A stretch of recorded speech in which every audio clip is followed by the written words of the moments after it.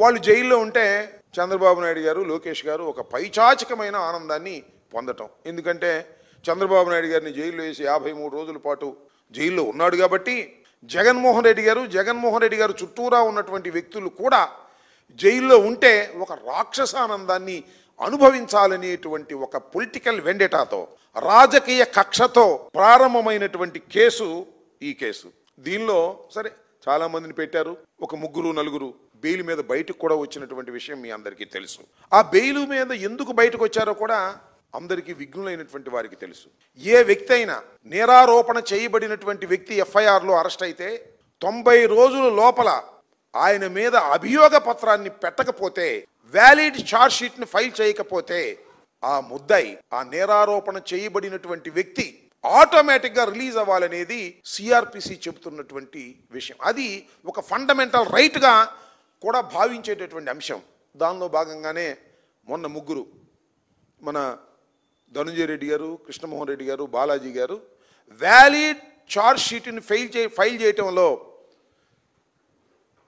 SIT పూర్తిగా విఫలమవటం వలన, ఆ ఛార్జ్ షీట్ని తిప్పి పంపటం వలన వారి 3కి రిలీజ్ ఇవ్వటం జరిగింది, బయటకు రావడం కూడా జరిగింది. తర్వాత అది బయటికి రావడం తప్పని హైకోర్టులో ఫైల్ చేశారు. అది పెండింగ్లో ఉంది. దానికి మా వాదనలు వినిపించేటటువంటి కార్యక్రమం చేస్తాం. ఏంటంటే ఒకరిని తీసుకెళ్ళి లోపల పెడితే వాళ్ళు ఎంత కాలమైనా దానిలో ఉంచే విధంగా కార్యక్రమాలు చేయాలనేటువంటి ఒక దురుద్దేశంతో కూడుకున్నటువంటి కేసు ఇది. ఒక అభూత కల్పనలు. ఆ కథలు చదువుతూ ఉంటే చాలా విచిత్రంగా ఉంటాయి. ముఖ్యంగా ఈనాడు, ఆంధ్రజ్యోతిలో రాస్తున్న ఫ్రంట్ పేజీలో రాస్తారు ఈ కథ. ఒక్కోసారి ఒక కథ రాస్తుంటారు. ఆ కథలు చాలా ఆసక్తికరంగా ఉంటాయి. కారణం ఏంటంటే అవన్నీ కల్పిత కథలు, వాస్తవంగా జరిగినటువంటి కథలు కాదు. కాబట్టి వాళ్ళ కవితా ధోరణి అనండి, లేకపోతే ఆ రచనా ధోరణి అనండి, చాలా అద్భుతంగా ఉంటుంది. సరే, ఒకదానికోటి పొంతన కుదరదు అనుకోండి. ఆ పొంతన కుదరదని చెప్పేసి మొన్న ఫస్ట్ ఛార్జ్ షీట్ని న్యాయస్థానం తిప్పి పంపించింది. మన తర్వాత ఏదో సరి చేసి మళ్ళీ పంపించేటటువంటి కార్యక్రమం చేశారు. దీనిలో చెవిరెడ్డి గారు అబ్బాయి, చెవిరెడ్డి గారి కుటుంబాన్ని, చెవిరెడ్డి గారిని వ్యక్తిత్వ హననం చేయటం కోసం వారు పడుతున్నటువంటి తాపత్రయం చూస్తే నాకు చాలా బాధేస్తుంది. ఎందుకంటే చెవిరెడ్డి భాస్కర్ రెడ్డి చాలా మంచి వ్యక్తి. ఆయన విపరీతమైన దైవభక్తుడు, చీమకు కూడా హాని చేయనటువంటి వ్యక్తి. సరే, రాజకీయాల్లోకి వచ్చాడు, తోడా చైర్మన్గా చేశాడు, శాసనసభ్యుడిగా చేశాడు, మొన్న పార్లమెంటుకు నిలబడ్డాడు, ఓటమి పాలయ్యాడు. రాజకీయాల్లో ఓటములు సహజంగా జరుగుతూ ఉంటాయి. అలాంటి వ్యక్తిని ఏదో ఒక విధంగా వేధించాలి. ఎందుకు వేధించాలి? జగన్మోహన్ రెడ్డి గారిని కనిపెట్టుకుని ఉంటున్నాడు. ఆ రోజు రాజశేఖర రెడ్డి గారిని కనిపెట్టుకుని ఉన్నాడు. రాజశేఖర రెడ్డి గారు ఏది ఆదేశిస్తే అది చేశాడు.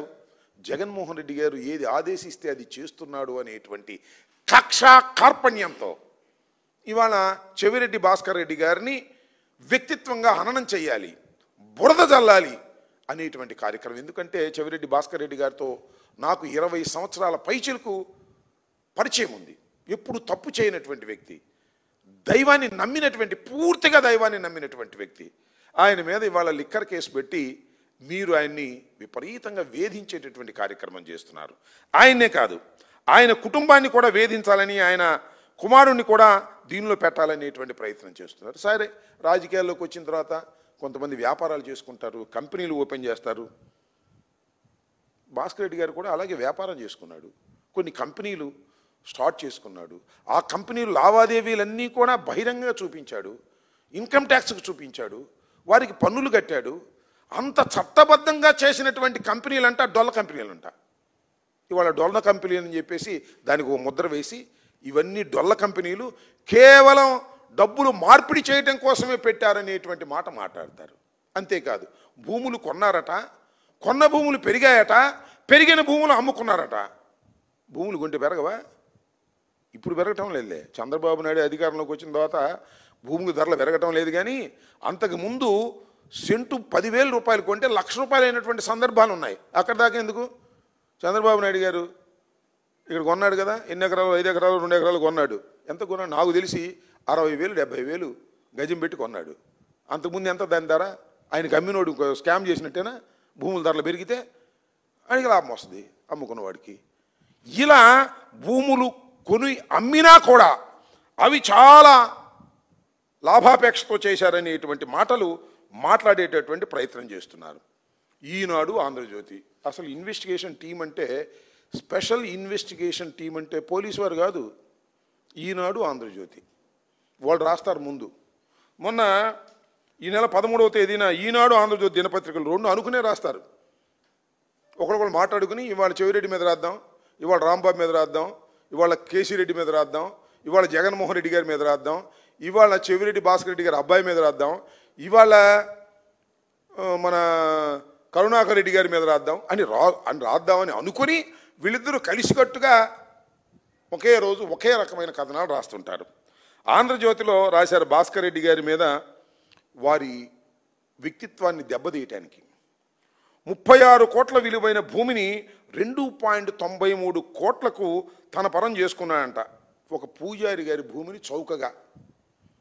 వాళ్ళ అబ్బాయి సవాలు విసిరాడు, అయ్యా 36 కోట్లకు మేము కొన్నామని చెప్తున్నారు కదా, దాని విలువ 36 కోట్లు, మేము కేవలం 2,93,00,000కే దాన్ని స్వాధీనం చేసుకున్నామని మీరు చెప్తున్నారు కదా, దీనిలో 10% 3.5 crores మీరు తీసుకోండి అని సవాల్ చేశారు.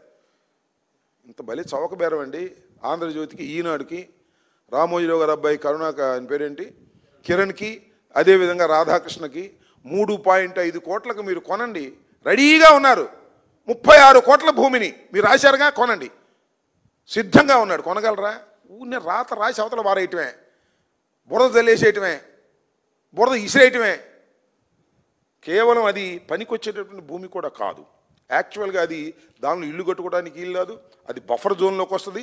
ఆ బఫర్ జోన్లోకి వచ్చేది కేవలం మొక్కలు మాత్రమే పెంచుకోవడానికి మాత్రమే పనికొచ్చేటటువంటి భూమిని కొని దాన్ని కొద్దిగా ల్యాండ్ సరి చేసి వాళ్ళ కాంట్రాక్ట్కి డబ్బులు కడితే అదొక పెద్ద స్కామ్ అని దీనిలో చిత్రీకరించేటటువంటి కార్యక్రమం చేస్తున్నారు. ఎంత దుర్మార్గం అని అడుగుతా ఉన్నా. భాస్కర్ రెడ్డి గారి మీద కేసు పెట్టదలుచుకుంటే పెట్టారు, లోపల పెట్టదలుచుకుంటే పెట్టారు. అంటే ఇక బయటికి రాకోకుండా ఉండటం కోసం పుంఖాలుగా స్టోరీలు, పుంఖాలుగా ఛార్జ్ షీట్స్. అంతేకాదు చివరికి సజ్జల భార్గవరెడ్డి ఆయన మీద కక్ష, సోషల్ మీడియాని మాకు మెయింటైన్ చేశాడు కాబట్టి, సజ్జల వారి కుమారుడు కాబట్టి సజ్జల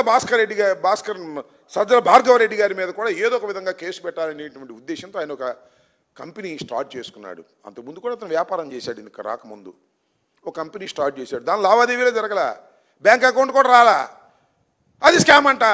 దాని గురించి పెద్ద గందరగోళం చేసేటటువంటి కార్యక్రమం సిట్టు వాళ్ళు చేస్తున్నారు. అంటే ఆయన కూడా రోపలేద్దాం, ఎవరు దొరికితే ఆయన రోపలేద్దాం అనేటువంటి ఉద్దేశంతో ఈ విధంగా వ్యవహరిస్తూ ఉన్నది ఈ స్పెషల్ ఇన్వెస్టిగేషన్ టీం అని సందర్భంగా నేను మనవి చేస్తున్నా.